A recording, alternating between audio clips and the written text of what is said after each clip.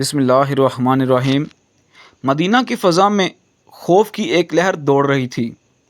قریش، یہود اور کئی بڑے قبائل نے طے کر لیا تھا کہ اب محمد صلی اللہ علیہ وسلم اور ان کے ساتھیوں کو ہمیشہ کے لیے ختم کر دیا جائے۔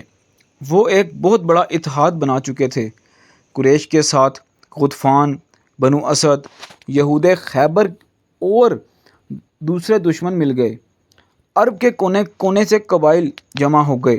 اس لیے اس جنگ کو غزوہ احزاب یعنی اتحادیوں کی جنگ کہا جاتا ہے۔ خبر رسول اللہ صلی اللہ علیہ وسلم کو پہنچی۔ رسول اللہ صلی اللہ علیہ وسلم کو یہ خبر ملی کہ 10,000 کا لشکر مدینہ پر حملہ کرنے آ رہا ہے۔ مدینہ کے پاس اتنی فوج اور ہتھیار نہیں تھے کہ کھلے میدان میں ان کا مقابلہ کر سکیں۔ ایسے وقت میں حضرت سلمان فارسی رضی اللہ تعالیٰ عنہ نے ایک مشورہ دیا، یا رسول اللہ صلی اللہ علیہ وسلم، فارس میں جب ہم دشمن سے مقابلہ کرتے اور تعداد کم ہوتی تو ہم شہر کے گرد ایک بڑی خندق کھود لیتے۔ دشمن نہ حملہ کر سکتا اور نہ اندر گھس سکتا۔ رسول اللہ صلی اللہ علیہ وسلم کو یہ تجویز پسند آئی۔ فوراً فیصلہ ہوا کہ مدینہ کے کچے حصے پر ایک بڑی خندق کھودی جائے۔ خندق کی کھدائی۔ مدینہ کے میدان میں ہر طرف مزدوروں کی طرح صحابہ رضی اللہ تعالیٰ عنہ خندق کھود رہے تھے۔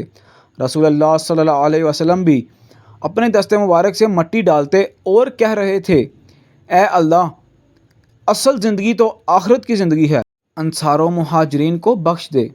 بھوک اور سردی کے عالم میں سب کام کرتے، کبھی ایسا ہوتا کہ کئی دن کھانے کو کچھ نہ ملتا۔ ایک صحابہ رضی اللہ تعالیٰ عنہ نے پیٹ پر پتھر باندھا ہوا تھا۔ جب رسول اللہ صلی اللہ علیہ وسلم نے کپڑا ہٹایا تو آپ صلی اللہ علیہ وسلم کے پیٹ پر 2 پتھر بندھے تھے۔ کھدائی کے دوران ایک بہت بڑی چٹان آ گئی جسے کوئی توڑ نہ سکا۔ رسول اللہ صلی اللہ علیہ وسلم آئے، اللہ کا نام لے کر کدال ماری، چٹان ٹوٹ گئی اور اس سے چمک نکلی۔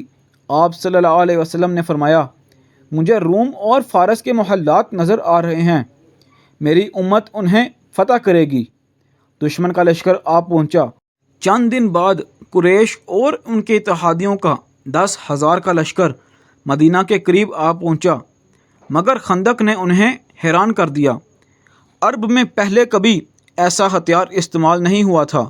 دشمن بار بار خندق پار کرنے کی کوشش کرتا، مگر مسلمان تیر اندازی اور پتھروں سے روک دیتے۔ دشمن نے مدینہ کو کئی دنوں تک گھیرے میں رکھا۔ سردی، بھوک اور طوفانی ہواؤں نے ان کی کمر توڑ دی۔ اندرونی سازش۔ بنو قریظہ کی عہد شکنی۔ مدینہ کے اندر ایک یہودی قبیلہ بنو قریظہ تھا۔ ان کا مسلمانوں سے معاہدہ تھا کہ وہ غداری نہیں کریں گے، مگر یہ بھی منافقوں کے بہکاوے میں آ گئے۔ انہوں نے عہد توڑ کر دشمن کا ساتھ دینا چاہا۔ مسلمانوں کے لیے یہ اندر سے خنجر مارنے کے مترادف تھا۔ مدینہ میں عورتیں اور بچے خوف زدہ ہو گئے، لیکن اللہ نے اپنے نبی صلی اللہ علیہ وسلم کی حفاظت فرمائی اور یہ سازش کامیاب نہ ہو سکی۔ ایک فیصلہ کن مقابلہ۔ دشمن کے بڑے سپاہی عمرو بن عبدود نے خندق پار کر لی۔ وہ گھوڑے پر چڑھا ہوا تھا اور للکار کر بولا، کون ہے جو مجھ سے لڑنے آئے؟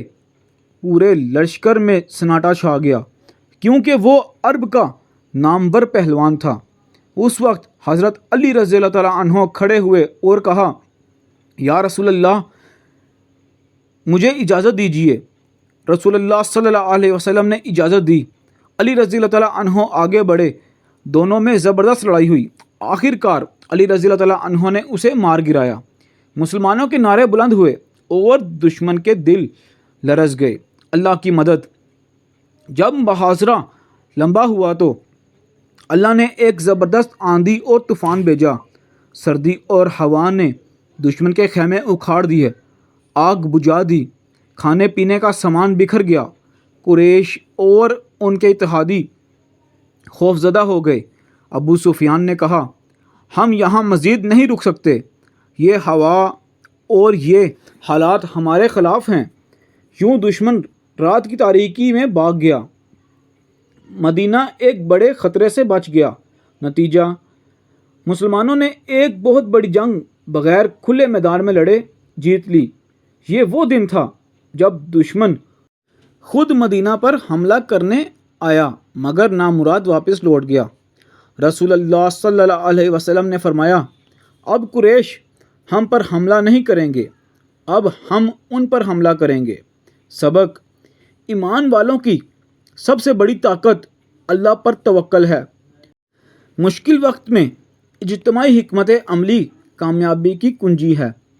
اللہ اپنے دین کے مددگاروں کی حفاظت کرتا ہے، چاہے دشمن کتنی ہی بڑی طاقت لے کر کیوں نہ آئے۔